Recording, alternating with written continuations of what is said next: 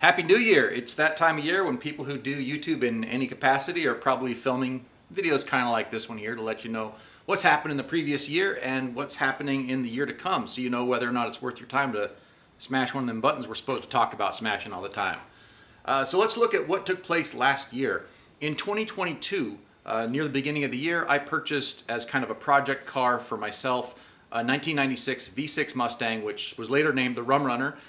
And so I took that car in 2022 and I brought it to pretty much, daily drivable condition, I guess you could say. Made sure the major egregious faults it had were resolved. And then in 2023, I took that car and actually started doing some subtle improvement modifications to it. Stuff that was kind of in my plan all along because I knew that that car could be better than what left the showroom. So by the end of 2023, I had knocked the 0 to 60 time down by about 20%. And I'd also just made the car nice. Before winter hit, my wife and I took it on a little drive over to the Cascades, which is a few hours away, and it performed beautifully. It went up the hills with plenty of power. It was just a nice place to spend that time. I wish we could have gone and done some hiking while we were in the Cascades because they're beautiful, but we'll get to that in a minute, why that didn't happen. I want to preface this next part with, I'm not complaining. We have a lot of things that we feel good about in life, but I've alluded to a few times that my wife is sick, and I want to just get this on the table, say it for the record so that it's done, and then we can move on. I don't have to talk about it anymore unless something interesting happens. So what's going on is that in 2022, my wife and I both got COVID on my birthday, and we quarantined for a while to keep anybody else from getting sick, and then I got better. My wife kind of got better. She went back to work. She tried to tough it out for a few months, and it just wasn't working. Like, she just couldn't stay at work. She had to leave work almost every day, and she was just wiped out and basically spent all her time in bed. And so over time, she was getting short-term disability, which was good because we needed that income. And over time came to get a diagnosis of ME/CFS, which is myeloencephalitis chronic fatigue syndrome. That's a mouthful. If you want a good idea of what that means for her, there's a couple of YouTube channels that I was watching before any of this stuff all went down. And those two people who operate those channels both are suffering from the same situation right now, as are actually quite a lot of people. And they've been kind enough to share their experiences on this platform. And so one of them is Physics Girl. She's a very prominent YouTuber who, like the name implies, has done a lot to further the communication of the physical sciences to people. And she got a particularly bad, like, she's basically bedridden. And so she's shared a lot about how that lifestyle is for her right now. And then another person who's done a similar thing with sharing their lifestyle with it is Hardtail Party. And that's a guy in Arizona who does reviews on hardtail mountain bikes. I ride a hardtail mountain bike, so he's been sharing that for a long time. And my wife's experience is kind of in between those two people. Now, she worked for 17 years and paid into Social Security, as anyone does when they're on the payroll.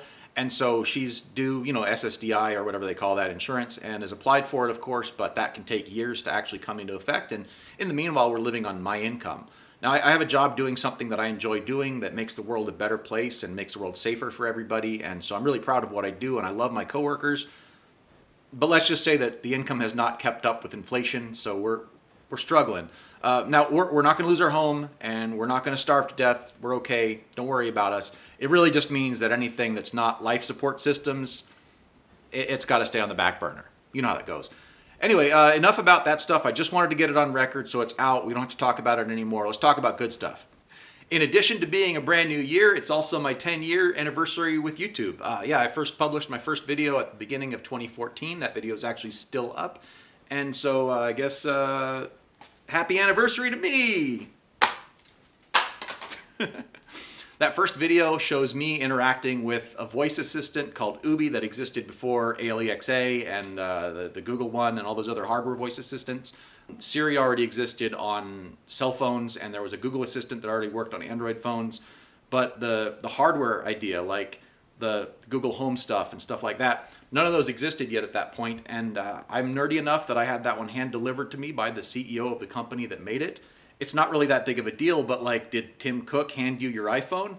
So it's kind of cool, I guess. Anyways, it's just a cheesy little interaction with that thing. It's super primitive. And the second video I published was a month after that. My wife and I took this camera, which I got some miles out of it, I guess you could say. We took the camera I'm recording this on right now on a bike ride around South Mountain in Phoenix, Arizona to see how long the battery would last. So we just put it in a time-lapse mode, and we went for a bike ride around South Mountain, which is, I guess, about a 40-mile bike ride. and the battery died like 3/4 of the way into that, which taught us what we wanted to know. That video also features a piece of music that I had produced around 2001 using a synthesizer that I owned and some voice recordings of a sci-fi author named Sean Kennedy screaming about frogs and tribbles and sheep trees and some dirty words. And that is why the channel has a URL of youtube.com/sheeptrees. It has nothing to do with Minecraft. I've actually never played Minecraft. This predates Minecraft by quite a bit. But yeah, that's where Sheep Trees comes from, is this crazy Canadian sci-fi author was screaming about people hypothetically, blending the DNA from trees and animals to make meat on a tree. That's where Sheep Trees came from. Anyway, so now that's a thing that you know, I guess. So over the years, I published stuff with no real particular plan, and then in mid-2022 was when I just accidentally had provided enough value to enough people that YouTube decided to share a little bit of loot with me and monetize my channel. At that point, I wasn't really trying to pursue YouTube. It was just a place to show and tell, to share stuff with people. So by the beginning of 2023, I was averaging like between $10 and $11, $12 a month worth of revenue. And so, from that point, at the end of 2023, I'm enjoying my first over $30 month. As of right now, I think it's like $34 and some change that it says I've earned in the month of December, which is freaking awesome. And now granted, $30 a month is not really a lot of money in this time and age, but that's like an almost threefold increase in what I've been able to earn. And so I appreciate you if you're watching this. And I appreciate any kind of support that I've received. People, I'm not talking about monetary. I mean, any sort of support and encouragement that I've received from anybody directing me on how to provide more value, how to make this channel better. Because it's kind of the only side hustle I got right now. And if I can build that up to get a monthly check from YouTube as opposed to waiting every 3 months, that'd be pretty cool. That would actually go a long way for me. So I appreciate you if you're watching this. It's really actually quite helpful for me in a personal sense. Given that I need all the help I can get.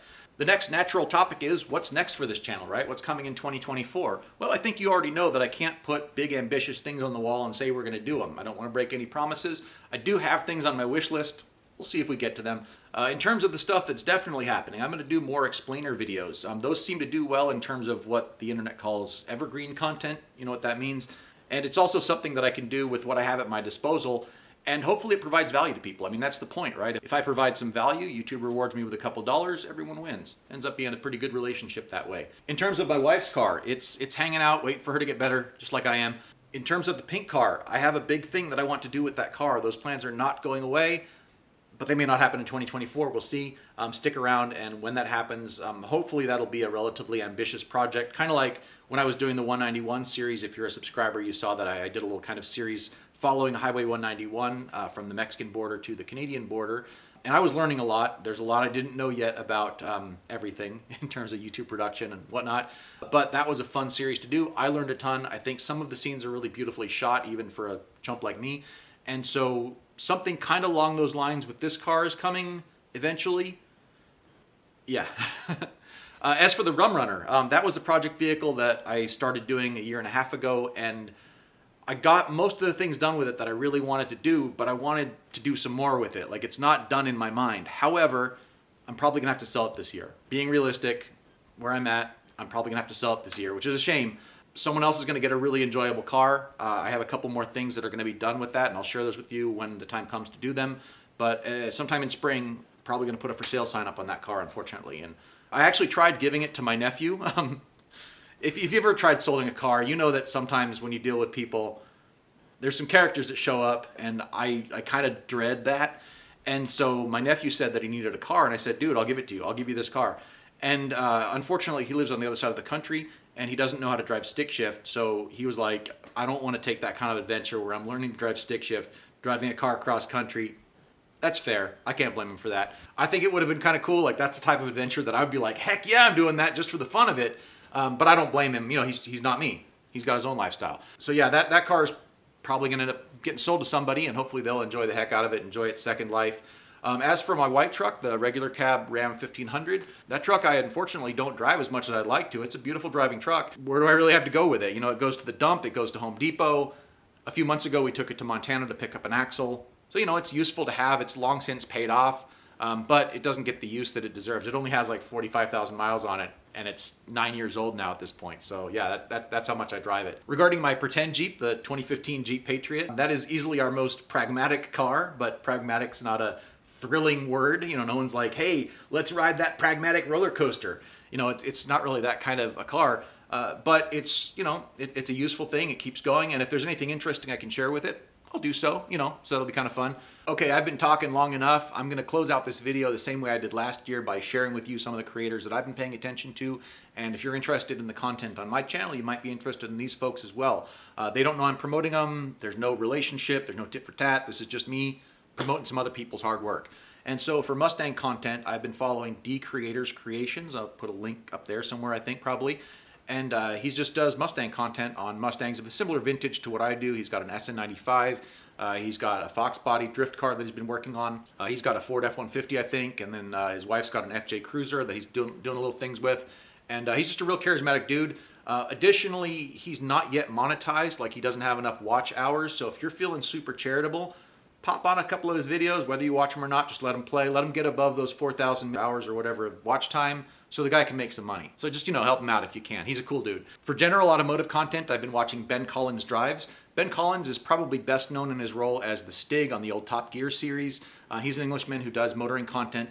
And while I don't really care too much about like super aspirational cars that I'm never going to be able to drive anyways, I like the engineering that underpins them. And he's a really charismatic and humble and polite dude. So when he's talking with people, it never feels like he's talking down to them. He always meets people at their level and shares enthusiasm. And so like I'd watch him talk about paint. Like he's just an interesting guy to watch. And of course, just phenomenally skilled as a driver. So whenever there is, you know, a fancy car that costs $1 million and it needs to get spanked, he spanks it. So that's kind of fun to watch. For music and general nerdy engineering stuff and sometimes automotive stuff, another Englishman I like to watch is a channel called Look Mum No Computer. And this guy does kind of a lot of the stuff that I do, but way better, except automotive. I think I might be a little better. If in the off chance that you happen to watch this, Mr. Look Mum, I don't know your real name, in the off chance you watch this, I'm sorry, I think I'm a little bit better with cars than you, but everything else you're way better than me, especially like charisma on screen. Real inspiration. I wish I could kind of get some of your mojo in that stuff. So yeah, that guy's a lot of fun to watch. He does a lot of stuff involving synthesizers as well as antique instruments and things that shouldn't be instruments, and he turns them into instruments. So yeah, real entertaining dude right there. And finally, an interesting little update. Last year I had shared Scott Luthold's channel 4Expedition with you. And at that point, Scott and I had never met each other in person, but we did text back and forth once in a while, and we video chatted a few times. So we knew each other, but we didn't like know each other in person.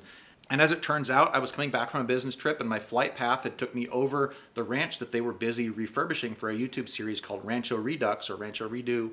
I would say Redo. Anyway, I was flying over that, and so I took a picture out the window of the plane and texted to him and said, haha, you're right there, and we can't say hi to each other. And so he thought that was funny. I thought it was funny. Little did I know that a few minutes later when I landed in Phoenix, I was supposed to get on a connecting flight and get home. That connecting flight already left.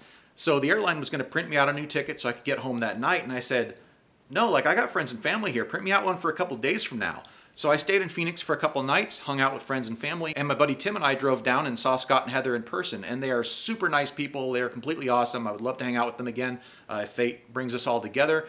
And so that was really, really cool. So if you haven't watched any of 4Expedition stuff yet, check it out up here. For the time being, Scott and Heather are taking kind of a hiatus from YouTube, and I'm not really sure what the future holds for them in that regard, but I do know that they're working on a media project called Enchanted Outpost. And so if you're on Instagram, look for enchanted.outpost, and you're going to see some beautiful pictures of New Mexico, and of course more to come as they develop that. You won't regret it. If you like looking at pretty pictures, that's all you need. So with that, thank you very much for coming with me on this. Look forward to talking with you some more in the year to come. If you have anything you'd like to say to me down below, you know where the comments are. Thanks a lot.